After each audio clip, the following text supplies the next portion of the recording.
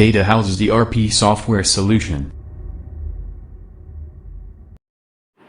जय हिंद दोस्तों, आज के इस वीडियो में हम बात करेंगे कि अपने दुकान में अपने स्टाफ को जो भी हम सैलरी देते हैं उसकी एंट्री कैसे करेंगे, अपने खर्चे की एंट्री कैसे करेंगे, सप्लायर की पेमेंट कैसे करेंगे, जिससे हम माल खरीदते हैं उसको सप्लायर को पेमेंट देना होता है, उसकी एंट्री कैसे करेंगे। साथ ही हम ये भी देखेंगे कि उनका लेजर और बैलेंस कैसे चेक करेंगे। अगर आप दुकान से कुछ पैसा निकालते हो तो उसकी एंट्री कैसे करेंगे, दुकान से पैसा बैंक में जमा करते हो तो उसकी एंट्री कैसे करेंगे, बैंक से विड्रॉल करके पैसा दुकान में लाते हो तो उसकी एंट्री कैसे करेंगे। साथ में रेगुलर जो एक्सपेंस की एंट्री होती हैं उनके अगर कुछ हेड बनाने हैं तो वो कैसे बनाएंगे, और साथ में पूरा बैंक एंट्री और कैश बुक कैसे मेंटेन करें। तो सारा कुछ हम इस वीडियो में सीखने वाले हैं। तो चलिए शुरू करते हैं। नमस्कार दोस्तों, मेरा नाम है हरिओम गौतम। मैं लेके आता हूँ आपके बिजनेस के लिए सॉफ्टवेयर और सॉल्यूशंस। साथ ही आज इस क्रम में मैं आपको पूरा कंप्लीट बिलिंग में आपका जो सॉफ्टवेयर है उस पे स्पीड प्लस सॉफ्टवेयर में कैसे अपना पूरा अकाउंट मेंटेन करना है, कैसे अपनी सेल मेंटेन करनी है, कैसे अपनी कैश बुक मेंटेन करनी है, उसके बारे में विस्तार से बताने वाला हूँ। अगर आपने अभी तक मेरा चैनल सब्सक्राइब नहीं किया तो प्लीज़ सब्सक्राइब कर लीजिए, जिससे आपको इसी तरह के अच्छे वीडियो देखने को मिलें, जिससे आपके प्रॉपर बिजनेस को मैनेज करने में आसानी हो। और अगर वीडियो पसंद आए तो लाइक कर दीजिएगा और कमेंट करके बताइए कि आप यह वीडियो कहाँ से देख रहे हैं। अब चलिए सबसे पहले समझते हैं क्या होता है। देखिए दोस्तों, अगर आपने सेल बिल बनाए हैं, जैसे मैंने इस पर कुछ बिल्स बनाए हैं, ठीक है, तो बिल बनाया है तो स्वाभाविक सी बात है हमें कुछ कैश रिसीव हुआ होगा, कुछ पैसा हमारे बैंक में रिसीव हुआ होगा। तो हम पहले देखते हैं कि हमारे पास कैश कितनी है। तो हम लेजर में आ जाते हैं और कैश देखते हैं। तो कैश यहाँ पे ये लेजर का मतलब क्या होता है, ये देखिए आपको कैश कितना दिखा रहा है, 9060 कैश दिखा रहा है, ठीक है। इसी प्रकार से ये पहले समझ लेते हैं लेजर का मतलब क्या होता है। जब भी हम कोई भी काम करते हैं तो वो किसी न किसी अकाउंट के अंदर जाता है, अकाउंट यानी खाता के अंदर जाता है, तो वहाँ पे लेजर बनता जाता है। मान लीजिए जैसे मैंने 100 रुपये का माल बेचा, फिर 200 रुपये का फिर माल बेचा, फिर 500 रुपये का फिर माल बेचा, तो ये जो माल बेचते जा रहे हैं तो हमारा किसी न किसी जगह जाके जुड़ता जाएगा कि टोटल दिन भर में आपने कितना माल बेचा। तो अगर कैश में माल बेच रहे हैं तो कैश का लेजर बनेगा, क्रेडिट में माल बेच रहे हैं तो क्रेडिट का लेजर बनेगा, सेल कर रहे हैं तो सेल का लेजर बनेगा। इसी तरह से देखो सेल का लेजर भी दिखाता हूँ मैं, है ना। सेल हमने दिन भर की जितनी भी सेल की तो सेल्स में क्लिक किया हमने तो सेल का लेजर बन गया। तो हमें ये देखना है कि अभी हमारे पास कैश कितनी है। तो हम लेजर में सिंपल जाएंगे, कैश में टिक करेंगे और इसको एंटर करके ओके कर लेंगे, है ना। अभी और हमें बैंक में देखना है कि हमारे पास बैंक में कितना पैसा है। तो अपने बैंक का नाम आप सेलेक्ट करोगे, HDFC बैंक सेलेक्ट किया हमने, ओके किया। ओके किया तो आपको दिखा रहा है कि यहाँ पे देखिए 1600 रुपये का बिल था, उसमें 1000 रुपये आपको आपके अकाउंट में मिले हैं, ठीक है। तो अभी मेरे पास मतलब अकाउंट में HDFC बैंक में 1000 रुपये हैं, ठीक है। अब अगर इसकी ओपनिंग अगर सुधारनी हो या अकाउंट क्रिएट करना हो तो आप मास्टर में जाके यहाँ पे अपना अकाउंट क्रिएट कर सकते हैं। सिंपल, आपको कुछ नहीं करना है, आपको अपना जो बैंक अकाउंट बनाओगे, नाम बनाओगे, वहाँ पे बैंक अकाउंट का नाम, ग्रुप का जो नाम है वो अकाउंट का नाम अपना बैंक अकाउंट दे दीजिए, और उसमें अगर नंबर डालना हो अकाउंट नंबर तो डाल सकते हैं, और सिंपल यहाँ पे ग्रुप में बैंक अकाउंट सेलेक्ट कर लेना है। अगर दुकान में मतलब आपके बैंक में पहले से ही मान लीजिए 10,000 रुपये पड़े हैं तो यहाँ पे आप 10,000 ओपनिंग में डाल दोगे तो ये आपका 10,000 ओपनिंग हो जाएगा, ठीक है। और यहाँ पे सिंपल इसको डेबिट ही रखना है, क्रेडिट नहीं रखना है, और अपडेट कर देना है, ठीक है। तो अब आपका लेजर देखते हैं कि हमारे पास बैंक में अब कितना पैसा है। तो हमने देखा HDFC बैंक में हमारे पास टोटल 11,000 रुपये हैं, ठीक है। 10,000 हमारा ओपनिंग हो गया, 1,000 हमने अभी आज दिन भर का सेल किया, उसमें से हमें 1,000 रुपये मिले हैं। अब आती है मेन मुद्दे की बात। अब मुझे ये देखना है कि मैंने जो माल ख़रीदा था उसका पेमेंट कैसे एंट्री करूं। तो मैं देख रहा हूं कि यहाँ पे मैंने माल ख़रीदा था कब। फॉर एग्ज़ाम्पल मैं देखता हूं, परचेज़ की लिस्ट देखता हूं, तो ये देखिए मुझे संजीव जी से मैंने माल ख़रीदा था 8,637 रुपये का, ठीक है। तो अब मैंने इसको पेमेंट करनी है तो क्विक पेमेंट के ऑप्शन पे जाऊँगा और यहाँ पे एंटर करूँगा। अगर मैं कैश पेमेंट कर रहा हूँ तो यहाँ पे देखिए सारे बैंक आ गए और कैश आ गया, है ना। पेमेंट मोड पूछ रहा है, इसका मतलब होता है कि आप कैसे पेमेंट कर रहे हो। तो फॉर एग्जांपल मैंने कैश सेलेक्ट किया, ठीक है, एंटर किया, यहाँ पे संजीव सेलेक्ट किया, जो संजीव यहाँ पे सेलेक्ट करने के बाद एंटर करूँगा उसका संजीव यहाँ पे कई सारे संजीव हैं तो इसमें संजीव ट्रेडर्स है जो आपका सप्लायर है, एंटर करेंगे और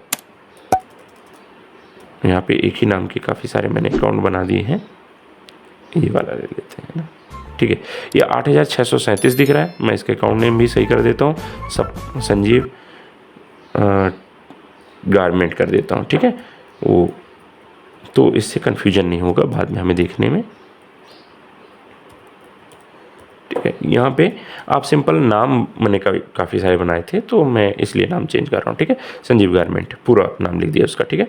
अब मैंने मान लीजिए इसको देना है, मैंने 500 रुपये मैंने आज दे दिए, तो मैंने यहाँ पे डालूंगा 500, रिमार्क में लिख दूंगा कि किस बिल के अगेंस्ट में है, मान लीजिए बिल नंबर 121 के अगेंस्ट में है, ठीक है। और इसको सेव कर दूंगा। तो जैसे ही मैंने इसको सेव किया तो ऑटोमेटिक आपके कैश में से देखिए पैसा माइनस हो जाएगा, कैश जितनी भी थी उसमें से ये पैसा माइनस हो गया, है ना। कितना बचा अब आपका 8560 रुपये बचा, मतलब 9060 रुपये थे तो 500 माइनस हो गए, ठीक है। अब अगर हम संजीव जी का लेजर लेके देखें, संजीव गारमेंट का, तो संजीव गारमेंट का यहाँ पे आप आ जाओगे और एंटर करोगे तो ये देखिए 8637 रुपये उनका बाकी था, जिसमें से हमने 500 रुपये जमा कर दिए हैं, तो हमारा 8137 रुपये बचा हुआ है, ठीक है। तो इस तरीके से ये हो गया। अगर मैं यही पैसा बैंक से एंट्री करूं, मान लीजिए मैं 200 रुपीज़ बैंक से पेमेंट कर देता हूं, तो ऑटोमेटिक बैंक से माइनस होगा, और ये बैंक से जैसे अभी देखिए हमारे पास, हमने संजीव गारमेंट सेलेक्ट किया और एंटर किया, हमने डाल दिया कि 300 रुपये हमने बैंक से पेमेंट किया, तो हमारे पास यहाँ पे ऑप्शन मिलता है कि चेक नंबर डाल दीजिए कि किस चेक के अगेंस्ट में डाला, डेट डाल दीजिए। आप अगर कुछ और इन्फॉर्मेशन डालते हो कि उनके किस बैंक में डाला तो आप डाल दीजिए, जैसे विजय बैंक में डाला मैंने तो वो डाल दिया, और यहाँ पे नरेशन में कुछ लिखना है, बिल नंबर 45 का पेमेंट है ना, तो ये आपने डाल दिया, सेव कर दिया। तो अब इससे क्या हुआ कि अब हम अगर लेजर जाके देखें कि हमारे पास संजीव गारमेंट का, तो उसमें 2 एंट्री दिखेंगी, भाई कैश में भी हमने पैसा दिया उनको और चेक से भी दिया। तो देखिए दिखा रहा है 500 रुपये आपका कैश और 300 रुपये आपने, टोटल 800 रुपये दे चुके हो। अब उनका बैलेंस फाइनल 7837 है, और यहाँ पे देखिए पेमेंट मोड भी दिखा रहा है कि HDFC से दिया है आपने, और ये चेक नंबर है, ये आपकी डिटेल है। तो आपका पेमेंट इस तरीके से माइनस हो गया। अगर हम इसको जाएं और अपने बैंक अकाउंट में देखें कि हमारे बैंक अकाउंट में 11,000 थे, तो अब कितने बचे, तो देखिए कि आपके पास टोटल 11,000 पैसा था, 300 रुपये आपने दे दिया, अब टोटल 10,700 रुपये आपको बैलेंस बचा। तो यहाँ इस तरीके से आप टोटल पेमेंट की एंट्री कर सकते हो और अपने सप्लायर का लेजर मेंटेन कर सकते हो। अब आता है पॉइंट नंबर 2 कि हमें दुकान के जो खर्चे होते हैं वो उनकी एंट्री कैसे करना है और उनका अकाउंट बनाना कैसे है, ठीक है। तो दोस्तों अगर आप कोई भी लेजर बनाना चाहते हो, जैसे मान लीजिए मेरे ऑफिस में रेंट है, बाकी बाय डिफ़ॉल्ट काफ़ी सारे इसमें अकाउंट बने रहते हैं, ठीक है।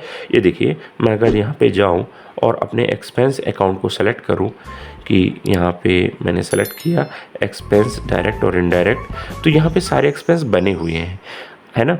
तो एक्सपेंस इनडायरेक्ट और एक्सपेंस डायरेक्ट का मतलब क्या होता है कि अगर आपने ऐसा एक्सपेंस है जो आपके मान लीजिए डायरेक्ट बिजनेस में नहीं लगता, जो मैन्युफैक्चरिंग कॉस्ट में नहीं लगता, उसको हम इनडायरेक्ट एक्सपेंस कहते हैं। और जो डायरेक्ट कपड़े में जैसे बॉक्स पैकिंग वगैरह हो गई, पार्सल पैकिंग हो गई, ट्रांसपोर्ट पार्टिंग, तो डायरेक्ट आपके सेल्स कॉस्ट को, मतलब परचेस कॉस्ट को, प्रोडक्ट कॉस्ट को बढ़ाता है, उसको हम डायरेक्ट एक्सपेंस कहते हैं। तो ये सारे हमारे एक्सपेंस बने हुए हैं। अगर आपको नया एक्सपेंस बनाना है तो सिंपल यहाँ पे न्यू में जाइए। मैंने मान लीजिए एक एक्सपेंस बनाया कंप्यूटर मेंटेनेंस, है ना, कंप्यूटर मेंटेनेंस या कंप्यूटर रिपेयर चार्ज, है ना। अगर आपके यहाँ कोई कंप्यूटर है और उस पर आपने एक एक्सपेंस बना लेना है, यहाँ पे एक्सपेंस आप दे दोगे इसको इनडायरेक्ट, है ना, और इसको सेव कर दोगे, ठीक है। तो ये हमारा इस तरीके से आपका कंप्यूटर का जो खर्चा करते हो उसका कंप्यूटर रिपेयर के नाम से मैं एक एक्सपेंस का अकाउंट बना लिया। एक्सपेंस का अकाउंट किसी भी नाम से बना सकते हो। अब हम उसकी पेमेंट कैसे करेंगे, मान लीजिए मैंने कंप्यूटर आज फॉर्मेट करवाया है या उसमें कुछ कीबोर्ड वीबोर्ड कुछ भी लगवाया, तो उसका कुछ चार्ज बना, फॉर एग्जाम्पल 300 रुपीज़ बना। तो मैं यहाँ पे क्विक पेमेंट में जाऊँगा, अगर मैंने कैश दिया है तो कैश सेलेक्ट करूँगा इसी तरीके से, और यहाँ पे सेलेक्ट करूँगा कंप्यूटर रिपेयर, ये सेलेक्ट किया और यहाँ पे 300 डाल दूँगा। तो मेरा 300 डाल दूँगा। रिमार्क में अगर कुछ लिखना है कंप्यूटर फॉर्मेटिंग चार्ज, है ना, तो यहाँ पे मैं इस तरीके से डाल दूँगा, तो ये मेरे एक्सपेंस में एंट्री हो जाएगी, है ना। और आपका प्रॉपरली लेजर मेंटेन रहेगा। इसी प्रकार से मान लीजिए अगर आपने ऑफिस का कोई रेंट दिया, मतलब ऑफिस में रेंट लगती है, दुकान रेंट पे है तो ऑफिस रेंट डाल दोगे, है ना। मैंने 2000 रुपये ऑफिस का रेंट डाल दिया, ठीक है। किस महीने का डाला? अगस्त मंथ का रेंट डाल दिया। ये अगस्त मंथ का है तो मैं नरेशन में लिख सकता हूँ, ठीक है। इसी तरह से और भी कोई एक्सपेंस है, मतलब दुनिया भर के जितने भी खर्चे आप करते हो, जैसे ऑफिस में आपका कुछ पुताई वगैरह करवाते हो तो ऑफिस मेंटेनेंस एक्सपेंस हो गया। अगर चाय कॉफ़ी वगैरह पिलाते हो तो उसका कुछ एक्सपेंस बना सकते हो। तो जो भी हेड आपको बनाना है आप अपने एक्सपेंस के हेड बना लीजिए और सिंपल आपको उस पर यहाँ पे सेलेक्ट कर लेना है और यहाँ पे एंटर करके जितना भी पैसा है आप उसको डालोगे। जैसे मान लीजिए मैंने 200 आपका अदर एक्सपेंस में डाल दिया, है ना, मतलब टी कॉफ़ी वगैरह कुछ भी आपने किया तो वो डाल दिया। तो इस तरीके से आपके जितने भी खर्चे हैं वो होते जाएंगे और आपका यहाँ पे लेस होता जाएगा। अब यहाँ पे टोटल अगर मैं देखूँ कि दिन भर में मुझे आज कैश बचा कितना है, तो यहाँ पे कैश में ऑटोमेटिक माइनस दिखाएगा। यहाँ पे देखिए दिखा रहा है ना कि हमने सारा कुछ पैसा आया था उसमें से कुछ सप्लायर को दे दिया, कुछ अपने दुकान में खर्चे में डाल दिए, तो हमारे पास अब 6060 रुपये बचे हुए हैं फाइनल कैश पे, ठीक है। तो इस तरीके से आपको अपने एक्सपेंस की एंट्री कर लेनी है। अब आता है माल कि अब मान लीजिए 6060 रुपये में 3000 मैंने अपने को पार्टनर को दे देनी है और 2000 रुपये या 1000 रुपये कुछ भी मैं अपने बैंक में जमा कर देता हूँ। तो ये दोनों एंट्री मैं आपको बताऊँगा कि कैसे अपने पार्टनर को, मतलब अगर हम दुकान से कैश निकाल के अपने पर्सनल अकाउंट में डालते हैं तो हम उसको कैसे एंट्री करेंगे और बैंक में पैसा कैश डालते हैं तो उसकी एंट्री कैसे करेंगे। तो दोस्तों पहले समझते हैं कि बैंक में कैसे एंट्री करेंगे, ठीक है। तो यहाँ पे न्यू पे जाओगे और यहाँ पे ऑप्शन आता है कि कौन से बैंक में आपको सेलेक्ट करना है। मान लीजिए मैंने HDFC बैंक में ही सेलेक्ट किया, ठीक है। यहाँ पे आप सेलेक्ट क्या करना है कि डिपॉजिट कैश इनटू बैंक, मतलब आप अपना कैश जो पैसा है उसको बैंक में कैसे जमा करते हो। तो इंटर करोगे, यहाँ पे कैश सेलेक्ट कर लोगे, यहाँ पे इंटर करोगे और कितना पैसा 6060 रुपये में कितना पैसा मैंने बैंक में जमा कर दिया। फॉर एग्जांपल मैं जमा कर देता हूँ 1500 रुपीज़, आज मैंने 1500 रुपये बैंक में जमा कर दिया। आप हो सकता है बड़ी बड़ी एंट्री करो, लाखों की एंट्री करो, मैं सिर्फ एग्जाम्पल के लिए आपको दिखा रहा हूँ कि किस तरह से आपको एंट्री करनी है, ठीक है। तो कैश डिपॉजिट ये लिख दिया और अगर कुछ लिखना हो उसमें रिमार्क वगैरह लिखना हो तो लिख सकते हो, है ना। और अगर इसको सिंपल किया और इसको सेव कर दिया तो आपके ये देखिए क्या होगा कि 1500 रुपये आपके कैश में से कम हो जाएंगे और HDFC बैंक में बढ़ जाएंगे। चलिए अब हम इसकी एंट्री देखते हैं। लेजर में जाएंगे, HDFC सेलेक्ट करेंगे और हमने यहाँ पे ओके कर लेना है। तो अब देखिए 1500 रुपये आपके कैश डिपॉजिट बढ़ गए, मतलब अब आपका बैलेंस कितना हो गया 12500 रुपये हो गया। और आपका जो कैश का अकाउंट देखें अगर हम, तो यहाँ पे कैश सेलेक्ट किया हमने और एंटर किया तो देखिए ये कितना हो गया आपका कम हो गया, मतलब 6060 था, 1500 रुपये और माइनस हो गए, मतलब 4560 रुपये बचे। तो हमने ये अच्छी तरीके से देखा कि बैंक में कैसे पैसा हमने जमा कर दिया कैश निकाल के। अब अगर बैंक से बैंक में ही ट्रांसफ़र करते हो तब उसकी एंट्री कैसे होगी, तो फिर से जाना है न्यू में। अब मान लीजिए मैंने अपना HDFC बैंक से पैसा निकाल करके और ऑनलाइन ट्रांसफ़र कर दिया दूसरे बैंक में, ठीक है। जैसे किसको बैंक में ट्रांसफ़र कर दिया, हमारा एक था ICICI बैंक, ठीक है। तो हम ICICI बैंक सेलेक्ट करेंगे और यहाँ पे पैसा डालेंगे। फॉर एग्जांपल हमने 2000 रुपये ICICI में डाल दिए, ठीक है। तो हमारे ये दूसरे बैंक में हमारा पैसा चला जाएगा और ये हमारा यहाँ पे बैंक से बैंक ट्रांसफ़र हो जाएगा। अब हमारा अगर हम HDFC बैंक में लेजर देखेंगे तो हमें दिखाएगा कि कितना हमारे पास फाइनल बैलेंस बचा। मतलब मैंने सारी एंट्री आपको करके दिखा रहा हूँ कि आपको बैंक में कितना बचा, आपको कैश कितना बचा। देखिए अब यहाँ पे कितना बच रहा है, 2000 आपका खाली बैलेंस बच रहा है ना। मतलब आपका 12200 रुपये थे तो 2000 आपने ICICI बैंक में डाल दिए, तो अब आपका 10200 रुपये आपका बैलेंस बचा, ठीक है। तो ये भी हमने देख लिया। अब अगर हमें ऐसा कुछ हो कि जैसे बैंक ने कोई चार्ज लगाया तो हम उसकी एंट्री कैसे करेंगे, तो सिंपल यहाँ पे एंट्री में जाओगे और बैंक चार्ज में डाल दोगे बैंक एक्सपेंस। मान लीजिए उनने आपसे कोई बैंक चार्ज काटा, ये बैंक चार्ज आप सेलेक्ट कर लोगे, है ना। और उनने आपसे 20 रुपये कोई चीज़ चार्ज लगाया, है ना, ठीक है, SMS चार्ज, ठीक है। तो आप यहाँ पे SMS चार्ज के नाम से बैंक एंट्री कर दोगे तो ये आपका हो गया। ठीक है, इसी तरह से आपको बैंक चार्ज कर देना है। आपको यहाँ पे क्या क्या ऑप्शन मिलते हैं मैं आपको बता देता हूँ। आपको मिलता है एक, आपको ऑनलाइन ट्रांसफ़र, मान लीजिए अपने सप्लायर को पेमेंट करना है तो भी आप ऑनलाइन ट्रांसफ़र के थ्रू कर सकते हो।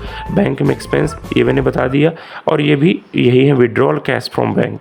मान लीजिए अब आपको ICICI से पैसा विड्रॉल करना है तो आप इसी तरह से उसकी भी एंट्री कर लोगे कि आपने इंटर किया, ICICI सेलेक्ट किया और यहाँ से मैं 500 रुपये विड्रॉल कर लूँ। मतलब अगर बैंक से निकालना है तो आप यहाँ पे बैंक निकाल सकते हो। कैश सेलेक्ट करना है यहाँ पे और यहाँ पे 500 रुपये डाला तो आपका ये विड्रॉल हो गया। ठीक है, तो अब अपने आप कैश बढ़ जाएगी। देखिए दिखाता हूँ उसको करके।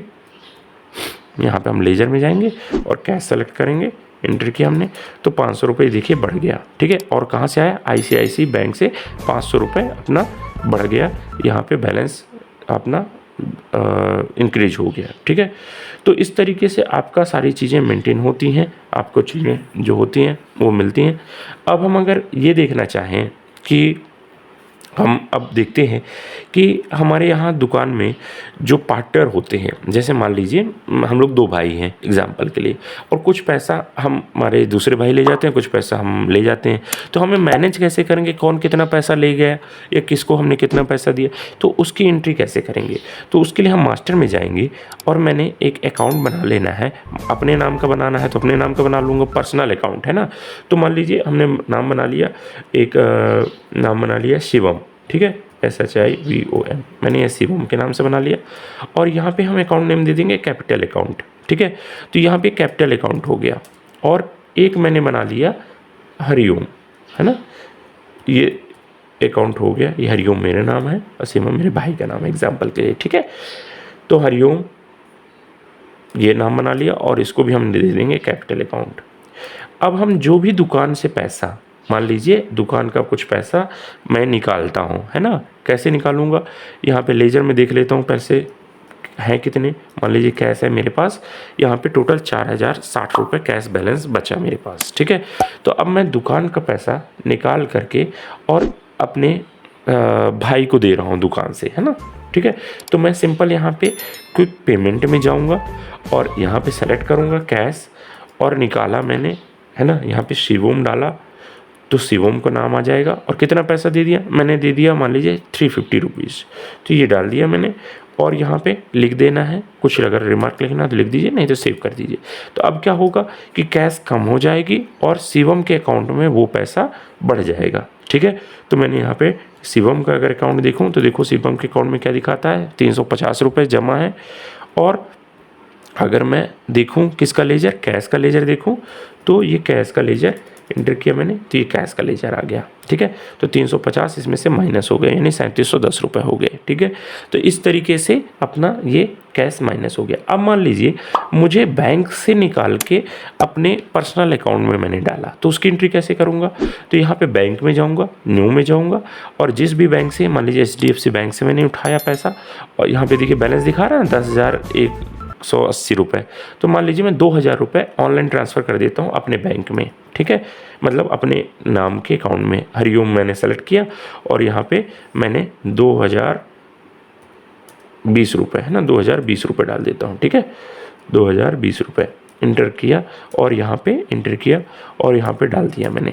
तो अब ये क्या होगा, मेरे पर्सनल अकाउंट में यहाँ पे हरिओम के अकाउंट में ये पैसा बढ़ जाएगा। ठीक है, तो इस तरीके से आपका जो बैंक की एंट्री होती हैं ये मेंटेन हो जाएंगी। अब प्रॉपर अगर कभी लेजर मिलाओगे कि बैंक में मेरा क्या स्टेटस है तो आपको प्रॉपरली बैंक का मिलेगा। देखिए HDFC में, मतलब आपके पाई का हिसाब इस सॉफ्टवेयर में हो जाएगा। आपको अलग से कुछ परेशान होने की ज़रूरत नहीं है। आपको प्रॉपरली दिख रहा है कि 8,160 रुपये आपके बैंक में बचे होंगे और कैश आपकी कितनी बची होगी, कैश दिखा रहा है कि हमारे पास आज दिन भर में कैश कितनी बची है, तो ये हमारा कैश का दिखा दिया कि 3,710 रुपये कैश बचा। ठीक है, अब हम नेक्स्ट ये देखते हैं कि हमारी सैलरी की एंट्री कैसे करेंगे, मतलब आप अपने स्टाफ को सैलरी जो देते हो उसकी एंट्री कैसे करेंगे। तो दोस्तों सबसे पहले हम स्टाफ का नाम बनाएंगे। ठीक है, तो हमने अभी कुछ स्टाफ के नाम बना रखे हैं, हम वो देख लेते हैं। तो हमने यहाँ पे अगर हम सर्च करें यहाँ पे ग्रुप ब्रोकर, तो यहाँ पे आपको मिलेगा यहाँ पे ब्रोकर के नाम से, ओके